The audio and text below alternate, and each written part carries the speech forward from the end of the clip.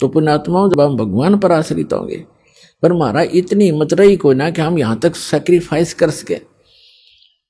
पर परमात्मा ने दूसरा तरीका अपना दिया कि तुम अपना लगे रहो, एक दिन अवश्य होगा। अब जैसे विश्वास करने के दो तरीके होते हैं, एक तो यूं मान ले कि जो सामने वाला कह रहा है यह बात सच्ची होगी, और नहीं फिर उसके बताए अनुसार कुछ करके प्रैक्टिकल देख ले तो वो भी बात फिर वह सच्चाई तो ऊपर आएगी। जैसे एक किसान था और एक सेठ के पास अपनी फसल बेचकर आता था मंडी में, और उसका आड़ती था पक्का और नहीं जाता था कहीं पर। एक दिन क्या हुआ कि जब वो फसल लेकर गया 2-3 महीने 4-6 महीने के बाद, तो पता चला कि उस सेठ की दुकान बंद है।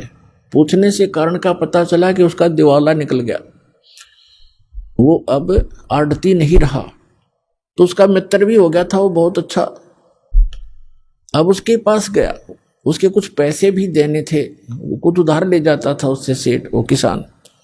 उसके घर गया सेठ के, उससे पूछा सेठ जी क्या बन गई? भाई बहुत बुरा हाल हो गया, मेरा तो घाटा लग गया बिजनेस में बहुत गना, और मेरा दिवाला निकल गया, रोजी रोटी को भी दूभर हो गए, कुछ रास्ता बता मेरे को मित्र।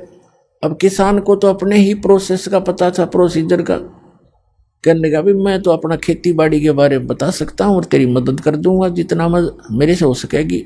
आप वहाँ खेती कर लो, हमारे गांव में चलो, आपको कुछ ठेके पर कुछ मैं अपनी जमीन बहुत है वैसे दे दूंगा, और आप उसमें बोलो, बीज भी उधारा जुआ दूंगा, उसको जमीन को बहाने वाले व्यक्तियों को भी रोक दूंगा, 2-4 महीने तेरे को पैसे नहीं लेंगे, और अपना कर लो आप फसल।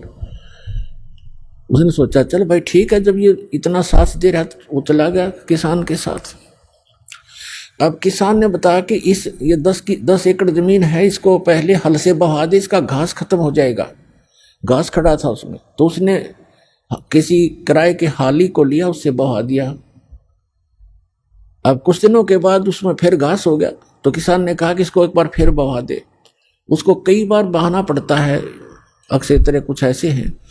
उसके बाद समय आने पर फिर उसमें वर्षा होगी, वर्षा होने से पर कहा कि अब इसमें बीज बो दे, गेहूं बो दे। उसने गेहूं बीज दिया या बाजरा बीज दिया। अब वो तो लाला जी था, हाँ, रोजाना के 200-400 रुपये लेता था, गले में उठाता था। हर वहाँ चवन्नी नहीं आ रही, रोज खर्च ही खर्च हो रहा है, और डेली लिख रहा है। बाई वाली ने लिए 5 रुपये, दूसरी बार लिए 5 रुपये, तीसरी बार लिए 5, 15 रुपये तो खर्च हो लिए उसके, और अन इनकम अभी कोई आशा नहीं। जब उसने गेहूं बीजे, गेहूं का भी हिसाब ला लिया, बीज 50 रुपये का बीज गेहूं का, वो भी लिख लिया। उधार थे, देने तो थे ही उसने सोचा बड़ी बात बिगड़ी भाई, आता कुछ नहीं, जा ही रहा है। फिर देखा वो गेहूं बोने के बाद क्या देखा, खेत में सारे में घास उग गया। उसको पता था नहीं प्रोसेस का, वो सारे में गेहूं उग गए थे, सारा हरा भरा हो रहा, और वो माथे बात लाए बैठे। उसने ये सोचा था इसमें फिर घास जाम गया, मित्र कहेगा इसने फिर बवा दे। तो किसान भी घूमता फिरता चला गया देखने के लिए अपने मित्र की खेती, देखो कैसी लगी है, बहुत बढ़िया लगी थी।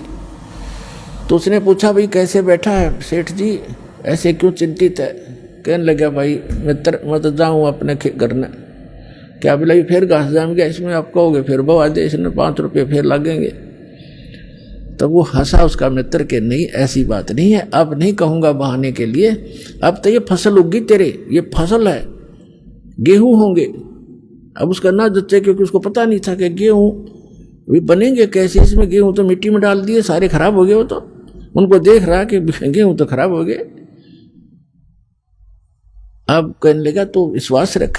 उसको विश्वास यूं था कि वो उसका साथी भी ऐसा ही कर रहा था, अज्ञो भी ऐसे बोल रहा था, थोड़ा दिल डट रहा था, पर जचा कती नहीं थी। और जब वो परिपक्व हो गए गेहूं और 40 किलो, और फिर वहां निकले काफी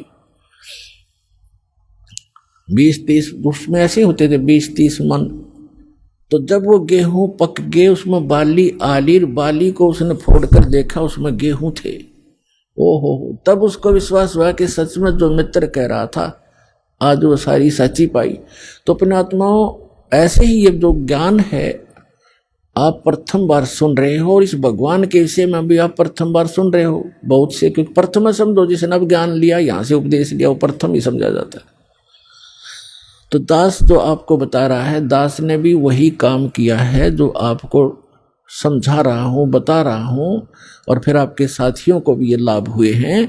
तो आप इनको देखकर और इस ज्ञान को आधार बनाकर ये करते रहना, एक दिन विश्वास आप पे हो जाएगा।